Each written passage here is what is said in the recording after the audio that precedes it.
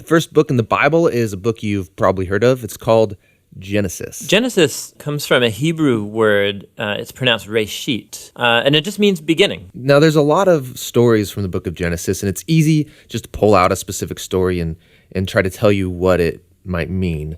But we think the best way to understand this book is to look at the book as a whole and show you how the whole thing is designed. The book is designed to fall into two main parts. You have chapters 1 through 11, which is telling the story of God and the whole world.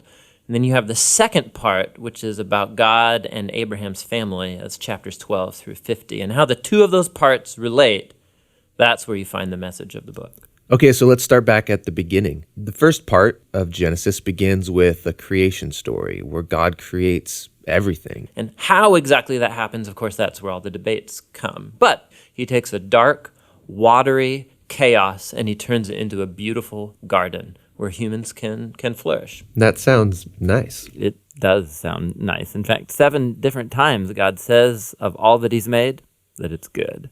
And this is where we meet the first human characters in the Bible, Adam and Eve. They're both individual characters, but they're also representative. Adam is the Hebrew word for humanity, and Eve is the Hebrew word for life.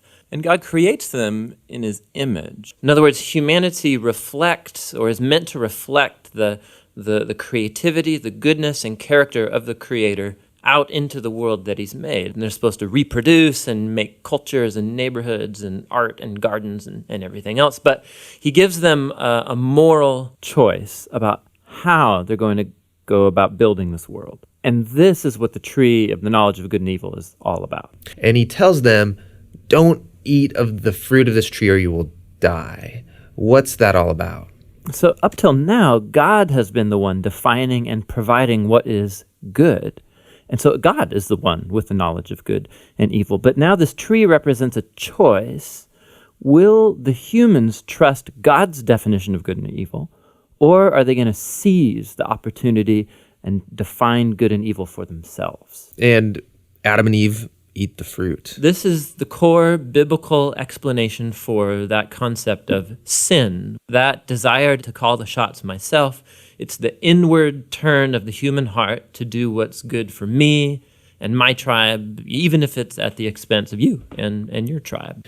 And the problem is humans are horrible at defining good and evil without God. And so now that humanity's made this choice, things get really bad. So Genesis 3 through 11 is like tracing this downward spiral of all humanity. So Adam and Eve, they can't trust each other anymore. And so there's a little story about how they were naked and felt fine about it beforehand, but now they feel shameful because all of a sudden Adam's definition of good and evil might be different than Eve's, and so they hide from each other. Then there's another story of temptation. Cain is jealous of his brother Abel, and he gives in and kills him. There's a story right after Cain about a guy named Lamech, and all we know about Lamech is that he accumulates wives like property, and he sings songs about how he's a more violent, vengeful person than Cain ever was, and he's proud of it. Things get so bad with the human race that we see God decide to just wipe us out. Yeah, we typically think of the flood story is about God being angry, but it actually begins with God's sadness and grief about the state of his world. And so out of his passion to preserve the goodness of his world, he washes it clean with the flood. But there's a glimmer of hope. He chooses Noah and his whole family, and he saves them on this boat. Yeah, don't forget about the animals. Right, and the animals. So Noah and his family are going to reboot all of humanity. I mean, he must be a pretty great guy. But this is the story most people don't know because it's kind of weird, is that Noah gets off the boat and he plants a vineyard and he gets totally plastered. And then something sketchy happens in his tent with his son. It's a tragic story. So from here, humanity grows again, but things are as bad as before. And the last story is the famous story of the Tower of Babel. And in this story, you have all of the nations uniting together to use this new technology they have, the brick. And they want to make a name for themselves and build this big city with a huge tower that will reach up to the gods. But God knows that this city will be a nightmare. And so in his mercy, he scatters them.